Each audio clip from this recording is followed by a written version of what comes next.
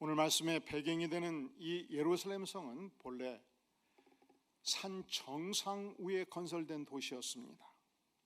이 팔레스타인 지역 자체가 이 지중해 연안에서 한 지역이 강성한 권력을 행사하면 밀고 내려왔던 마치 길과 같은 지역이었습니다. 북서쪽에 로마가 그리스가 강성해지면 팔레스타인을 지배했지요. 남쪽에 애굽이 거대한 제국을 건설하면 북쪽으로 올라와서 이 팔레스타인을 지배했습니다. 북동쪽에 페르시아 제국이 바벨론 제국이 형성되면 밀고 내려와서 이 지역을 점령한 것입니다. 이것은 우리 한반도와 대단히 유사한 점이 있습니다. 일본이 섬나라죠. 조각조각 나누어진 나라인데 하나로 통일이 되어서 강력한 군대를 형성하면 한반도로 밀고 올라오지 않습니까? 그것이 임진왜란이었고 그것이 36년 일제 지배 기간이었습니다. 뿐만 아니라 북서쪽에서 중국 대륙이 5호 16개 국가로 분열되어 있을 때 고구려가 만주벌판을 차지하면서 강성했습니다. 그런데 이 중국의 평원이 하나로 통일되면 강력한 군대와 권력을 형성하기 때문에 반드시 한반도를 밀고 내려왔습니다. 또한 이 만주벌판을 무대로 해서 금나라가 청나라가 강력한 세력을 형성했을 때 중국을 지배했을 뿐만 아니라 한반도를 지배하게 된 것입니다. 유대인들은 이와 같이 팔레스타인 지역이 쉽게 지배받는 지역이었던 만큼 저들이 점령해도 쉽게 점령할 수 없게끔 벌판이 아니고 산 정상 위에 도시를 건설한 거예요. 그리고 그곳에 거대한 성벽을 쌓고 출입을 하는 문을 4개를 만들어 두었습니다. 따라해 볼까요? 동대문. 이 동대문으로 빠져나가면 실로암 샘문으로 가는 물 깃는 문이었습니다. 따라해 볼까요? 서대문. 이 서대문은 밖을 향해서 열려있는 지역이었던 만큼 적군이 쳐들어오면 주로 그쪽 지역으로 쳐들어왔기 때문에 거대한 망대를 세웠습니다. 망대의 문이었습니다. 따라해 볼까요? 남대문. 이제 도시지역은 온갖 쓰레기, 생활 쓰레기, 배설물이 많지 않겠습니까? 오직 이 남대문을 통해서 생활 쓰레기와 배설물을 버릴 때 남대문을 사용을 했습니다. 그러면 하나 남아요. 뭐가 남죠? 북대문. 한양 도성도 북대문 별로 안 들어봤지요. 그런데 예루살렘 북쪽에 있는 문은 성전이 가까이 있었습니다. 전국에서 명절 때 남성들은 하나님을 경배하러 예루살렘에 올라왔습니다. 주로 북대문을 통해서 들어갔어요. 왜냐하면 그곳이 성전이 있었던 만큼 성전에서 하나님을 경배하기 위함입니다. 성전에 들어갈 때는 내 인생에 죄가 많은 만큼 양떼를 몰고 들어갔고 염소떼를 몰고 들어갔습니다. 그래서 이 북대문은 따라해 볼까요? 양해문, 양해문이라 일컬음을 받았습니다. 그 양해문 바로 곁에 유명한 베데스다 연못이 있었습니다. 영어로 베드하면 뭐지요? 침대. 히브리 말로 베드하면 무엇이지요? 제가 10번도 더 얘기했는데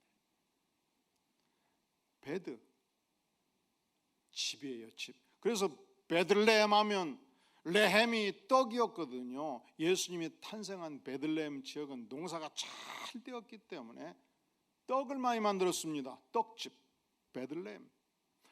김제 가서 떡 자랑하지 말라고 그래요. 김제 평야가 어마어마하거든요. 이 평야를 무드로 해서 찰떡, 곰배떡, 찹쌀떡, 호박떡, 하여간 각종 떡이 발달했습니다. 그리고 오늘 무대가 되는 베데스다는 베드 헤세드, 헤세드는 자비를 의미합니다. 자비의 집이었습니다. 이곳에서 수많은 병자들이 나왔던 자비의 집이었습니다. 이 연못은 유명한 전설을 가지고 있었습니다. 가끔 천사들이 이 연못에 내려왔습니다. 목욕을 했습니다. 그때 연못에 물이 출렁였습니다. 이때 누구든지 어떤 병자든지 달려 들어가면 온몸이 깨끗이 치유받는 전설을 가지고 있었습니다. 과학자들이 이 사실 여부를 실증한 결과 과거의 연못에서 가끔 온천수가 솟구쳤다는 것입니다. 뜨거운 기운을 품은 유황을 품은 온천수가 솟구치면 각종 피부병, 온병, 도장병, 나병들이 나았다는 기록을 가지고 있습니다. 이 전설로 인해서 수천 수백의 병자들이 운집하여 있었습니다. 그때 우리 예수님이 이 베데스다 연못가를 거닐고 있었고, 그리고 두 눈으로 목도한 것입니다. 야, 병자들이 대단히 많다. 어떤 병자들이 많았습니까? 자, 우리 3절 말씀을 같이 읽겠어요. 시작. 그 안에 많은 병자, 맹인, 다리 저는 사람, 혈기만한 사람들이 누워 물의 움직임을 기다리니. 눈먼 맹자가 있었습니다. 맹인이 있었습니다. 다리를 쩔뚝쩔뚝 저는 사람이 있었습니다. 혈기 마른 사람, 팔 한쪽이 말라 비틀어진 사람, 발 허벅지가 말라버린 사람, 그리고 38년 동안 도무지 자기 힘으로는 움직일 수 없는 중풍병자, 그곳에 있었습니다. 그런데 주님은 이곳에 와서 그 많은 병자들 중에서 한 영혼에 집중합니다. 우리가 텔레비 가끔 영화 보다 보면 주민에서 그 수많은 군중동에서 앵글을 잡아가지고 한 사람에 집중하지 않습니까? 우리 주님이 한 영혼에 집중한 것입니다. 38년 동안 도무지 움직일 수 없었던 비참한 중풍병자, 그를 향해서 다가가십니다. 말씀하십니다. 뭐라고 말씀하십니까? 따라해 보실까요? 내가 낫고자 하느냐? 우리 주님은 언제든지 한 영혼이 중요합니다. 그리고 가장 비참하고 가장 고통하는 한 영혼을 끝까지 가슴에 품습니다. 말씀하십니다. 전능하신 권세자 창조주의 말씀입니다. 내가 낫고자 하느냐? 그러면 뭐라고 답변하면 돼요? 뭐라고 답변하면 돼요? 네, 그렇습니다. 낫기를 간절히 원합니다. 그러면 창조의 권세로 주께서 깨끗이 낫게 해주시지 않겠습니까? 그런데 이 환자는 결코 그렇게 답변할 수가 없었습니다. 이 환자는 너무너무 정신세계가 복잡하였습니다. 그리고 자기 인생 문제 전체를 이 한마디 언어로 표현해 주는 것이죠. 뭐라고 답변했습니까? 자, 7절 시작. 병자가 대답하되 주여, 물을 움직일 때에 나를 못에 넣어줄 사람이 없어 내가 가는 동안에 다른 사람이 먼저 내려가나이다. 요지는 이래요. 물이 움직일 때 하여간 제일 먼저 들어가면 내 몸이 나을 수 있거든요, 주님. 그런데 제가 움직일 수가 없지 않습니까? 누구든지, 내 아들이든지 우리 마누라든지 이웃이든지 나를 띠밀고 가서 물속에 집어넣으면 내가 나을 수 있는데 도무지 아무도 나를 돕는 사람이 없습니다. 그러니 내가 낫기를 원한들 무슨 방법이 있겠습니까? 이 환자의 본질적인 문제는 사실은 질병이 아니었습니다. 이 환자의 본질적인 문제는 그 인생에 결코 감사가 없었다는 것입니다. 불만으로 가득 차 있었습니다. 원망으로 가득 차 있었습니다. 그것이 이 인간의 진정한 문제였습니다. 그러니까 내가 낫기를 원하느냐, 창조주의 음성 앞에서 그렇습니다, 한마디로 촉한데 그 답변을 도무지 할 수가 없었던 것입니다. 자, 그러면 이 연못이 통할 때 1차로 누가 들어갈 수 있었겠습니까? 사랑하는 성도 여러분, 발톱 무좀으로 20년 앓던 사람은 달리는데 아무 지장이 없어요. 그냥 옆에 있다가 몸 던져버리면 돼요. 또 머리 도장밥 피부병 있는 사람 빡빡 깎고 살다가 물 움직이는 신호만 보이면 몸 던져버리면 되거든요. 달리는데 아무 지장이 없단 말이죠. 손, 발, 가슴에 아토피로 20년을 고생했다 한들 물만 움직이면 몸 던져버리면 낫지 않겠습니까? 그런데 이 38년 된 중풍병자는 도무지 일어설 수가 없었습니다. 몸을 움직일 수가 없었습니다. 몸을 가눌 수가 없었습니다. 누군가 나를 들쳐매고 가야 될 것인데 아무도 나를 들쳐매고 가는 자가 없었습니다. 옛말에 오랜 병에 뭐 없다? 오랜 병에 뭐 없다?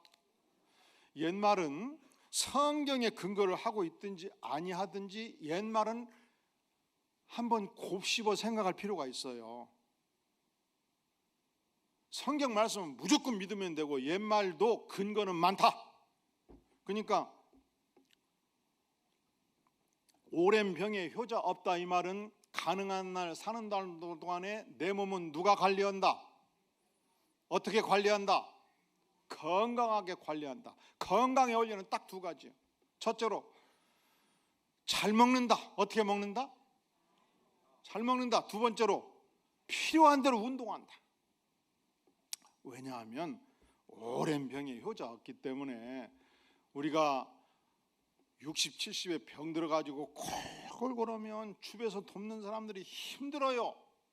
그래서 최선을 다해서 건강관리해가지고 이 광교 지역에 운동할 곳이 얼마나 많습니까? 좋은 음식이 얼마나 많고 열심히 벌어서 잘 먹고 열심히 벌어서 운동해서 만나는 사람마다 전도해서 오늘 오후 3시에 초청하셔서 함께 구원받고 하루 이틀 아프다가 9988 123 하시라 이 말이에요. 99세까지 팔팔하게 살다가 하루 이틀 아파서 3일째 가시라 이 말이에요. 인간의 뜻대로 돼야 안 돼요. 잘 안 돼요. 제가 지난 10년간 당뇨 전 단계였어요. 뭐였다고요? 그러면 지금은 뭐예요? 지금은 뭐예요? 당뇨. 10년간 저희 어머니가 당뇨로 오래 고생을 하셨습니다. 저희 외할아버지가 1950년대에 한의사로 사시다가 뇌출혈로 지금 생각해보면 세상을 뜨셨어요. 이게 뇌출혈 계열이나 당뇨 계열이나 고혈압 계열이나 고지혈질 계열 이게 다 한 통속이에요. 10년간 당화 혈색수 5.7에서 6.4를 왔다 갔다 하는 건 당뇨 뭐라고요? 전 단계. 6.5를 딱 넘어서면 뭐가 돼요? 당뇨. 그래서 책을 5권 갖다 놓고 당뇨를 제가 본격적으로 연구를 하고 내린 결론이 첫째로 무조건 세 끼를 먹을 때 밥은 3분의 1 공기만 먹는다. 그럼 배고파서 견뎌요? 못 견뎌요? 못 견뎌. 그러니까 밥을 먹기 전에 야채를 한 그릇 먹는다.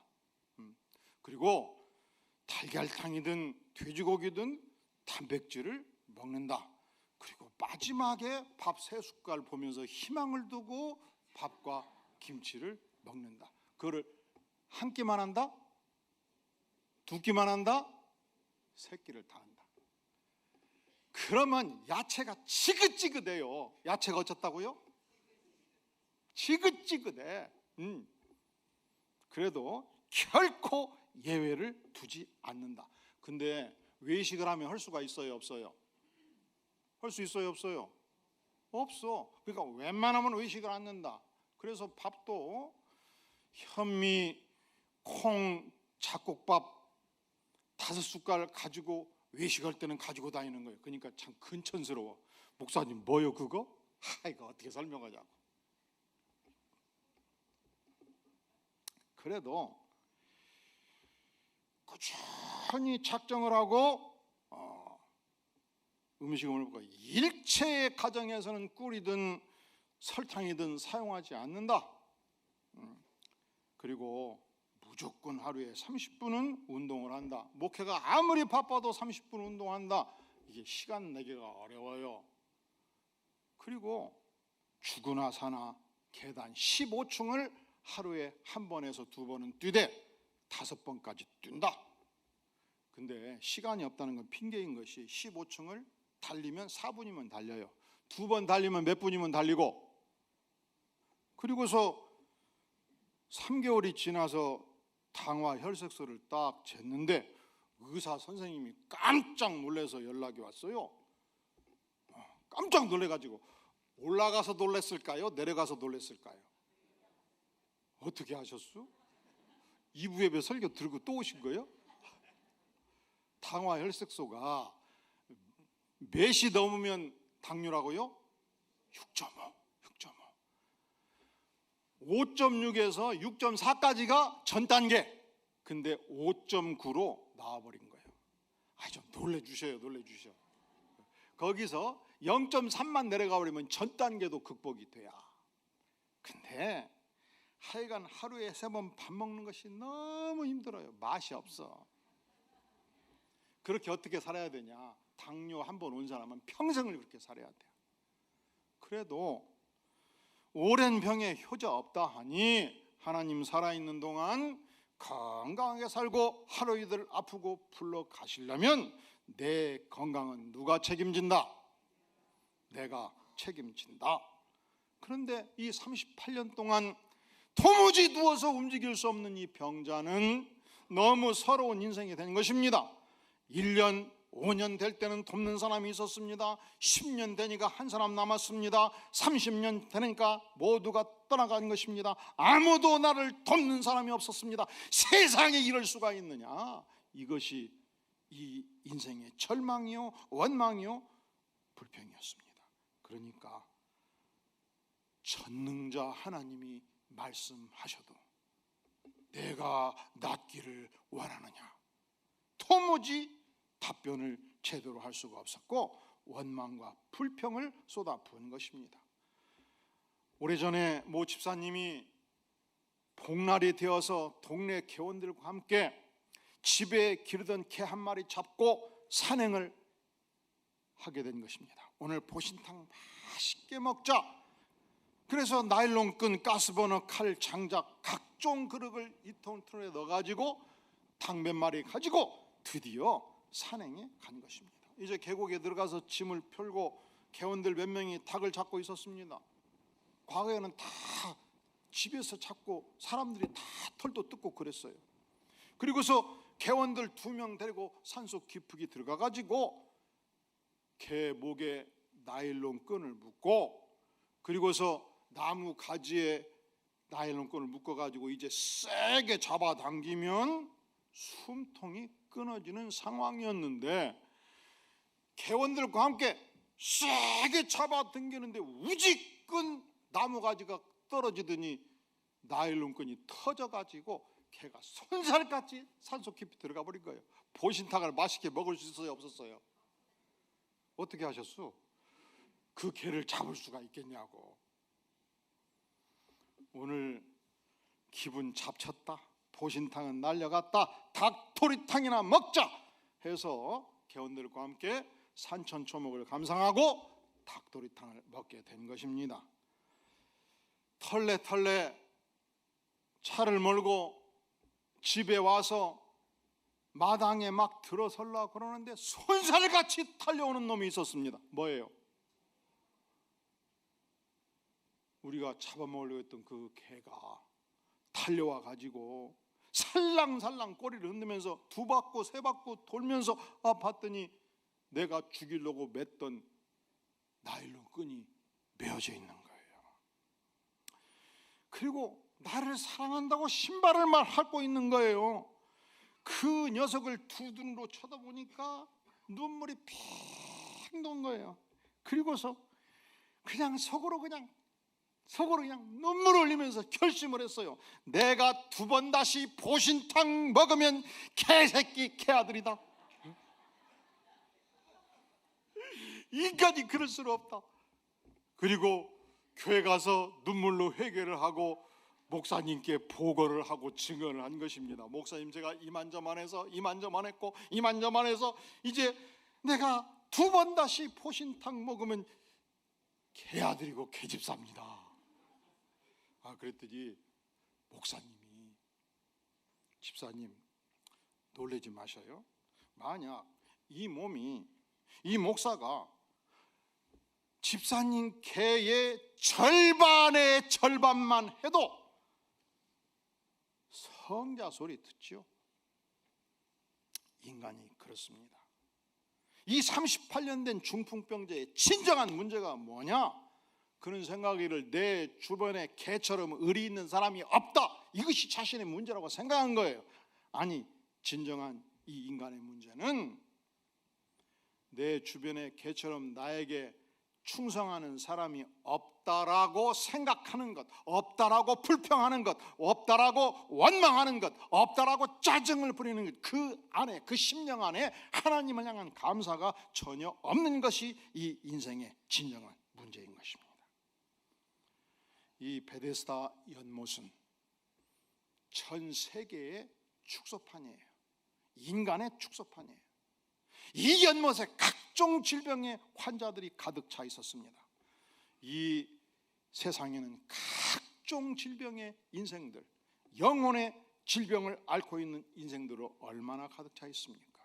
우리 주님은 인생들을 향하여 말씀하십니다. 내가 낫고자 하느냐? 그렇습니다 주님 외치면 주께서 십자가의 보혈로 우리 인생의 모든 죄가를, 우리 인생의 모든 죄악을, 우리 인생의 모든 질병을 깨끗이 치유할 수 있는 전능하신 하나님이십니다. 미국의 유명한 발명가 에디슨을 기억하나요?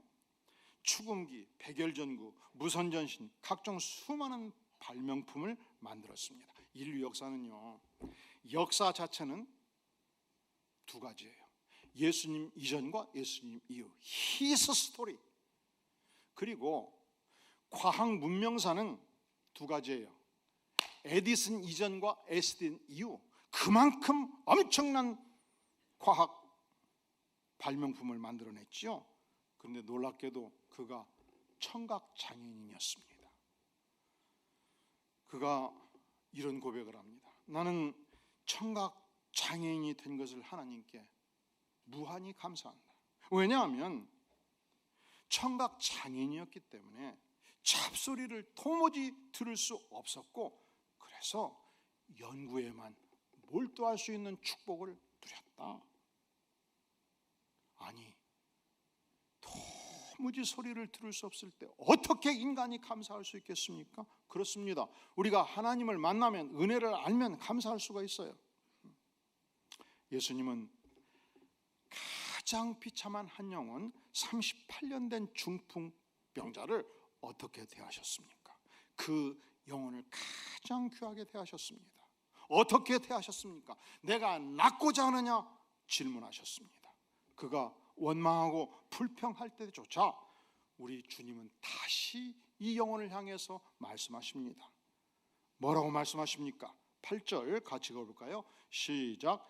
예수께서 이르시되 일어나 내 자리를 들고 걸어가라 하시니. 사실은 38년을 도무지 움직이지 아니하면 걷는 것은 의학적으로, 생리학적으로 불가능해요. 제가 오래전에 부산에 갔다가 교통사고를 당한 적이 있었습니다. 이 왼쪽 팔뼈가 세 조각이 났어요. 당시 제가 심호했던 교회의 의사 선생님이 저를 수술을 했는데, 수술 끝나고 이런 말씀을 해요. 목사님, 핀을 7개 박아놨습니다. 3개월이 지나면 뼈가 부러진 그 지점에서 뼈 똑같은 악교가 나오는데 완전히 붓습니다. 얼만큼 강하게 붓는가? 망치로 때려도 부러진 부분이 다시 부러지지 않습니다. 그렇게 강하게 붓습니다. 이게 하나님의 위대한 프로그램이에요. 그런데 드디어 3개월이 지났거든요. 기부스 다 풀었어요. 근데 팔이 굳어갖고 안 움직여요. 여기 걸쳐갖고 잡아당기도 안 빠져 이게. 그래가지고 3개월 동안 재활 훈련을 했어요. 매일 1-2시간씩. 안 돼요 이게. 마지막 3개월 지나도 여기까지 되고 안 돼요. 6개월 지나도 이렇게 어벙하게 걸었어요. 한 1년 지나니까 펴지더라고. 사람이 병들어서 베드에 6개월을 누워있으면 못 걸어요. 3개월, 6개월 걷는 연습을 하고 훈련을 해야 걸어요. 그래야 근육이 다시 생긴다고요. 그래야 뭉쳐진 이 연골이 다시 움직이게 된단 말이죠. 그런데 전능하신 하나님, 창조주께서 명하십니다. 일어나 내 자리를 들고 걸어가라. 누구의 명령이었다고요? 창조주의 명령이었어요. 원망과 불평과 짜증으로 가득 찬 인생 안에 이 예수님의 명령이 떨어졌을 때 정신이 반짝 들었습니다. 전심으로 순종하였습니다. 우지끈 장단지 허벅지에 살이 붙었고 근육이 붙었습니다. 일어섰습니다. 두 손으로 번쩍 자리를 들고 일어섰습니다. 처벅처벅 두 발로 걸어갔습니다. 얼마나 감동적인 장면입니까? 어떻게 이것이 가능합니까? 전능하신 주님의 명령이었습니다. 주께서 캄캄한 세상을 향하여 빛이 있으라 말씀하실 때 전 세상에 빛이 비추었습니다. 죽어서 완전히 시신이 부패하기 시작했던 나사로를 향하여 나사로야 일어나라 명했을 때 죽은 시신이 처벅처벅 걸어 나왔습니다. 사랑하시는 성도 여러분, 지금까지 인생을 살면서 내가 해결할 힘이 없기 때문에 절망하는 분이 있습니까? 불치의 질병으로 고통하는 분이 있습니까? 원망과 불평으로 짜증으로 가득 찬 인생이 있습니까? 주께서 말씀하실 때 일어나 내 자리를 들고 걸어가라 명하실 때 벌떡 일어설 수 있기를 바랍니다. 동일한 주님께서 말씀하십니다. 내가 물 가운데 지날 때 내가 함께 할 것이라. 강을 건널 때 물이 너를 침몰치 못할 것이며 내가 불 가운데 행할 때 타지도 아니할 것이며 불꽃이 너를 사르지도 못하리라. 기도하시겠습니다. 영광의 주님, 주께서 말씀하실 때 주님, 우리의 모든 고통, 우리의 모든 인생의 절망, 우리 인생의 모든 아픔, 질병들을 주 앞에 내어 맡깁니다. 내 자리를 들고 걸어가라 명하실 때 감히 이 말씀에 순종하여 벌떡 일어서서 걸어가기를 원합니다. 영광의 주님, 그리하여 주님께 충성하는 귀한 백성으로 쓰임받는 은혜를 주님 모든 백성들에게 넘치게 부어 주시옵소서. 예수님의 이름으로 간절히 기도하옵나이다. 아멘.